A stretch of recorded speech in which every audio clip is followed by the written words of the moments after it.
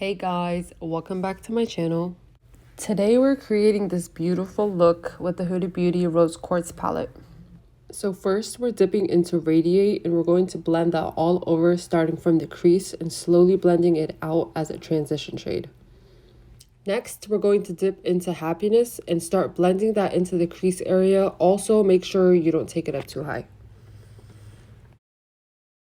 Now we're getting into the shade Precious, and you're going to start blending that into your outer crease and slowly down to your lash line. Next, dipping into Mantra to start smoking out our wing liner. And you're going to blend that in with a blending brush to make sure it's even more smoky. And finally, dipping into Moon Magic, we're going to apply that all over the lid.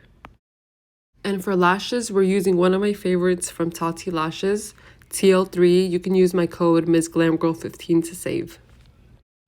And for the final touch, we're dipping into the beautiful Rose Quartz face gloss and apply that on the high points of our cheekbones.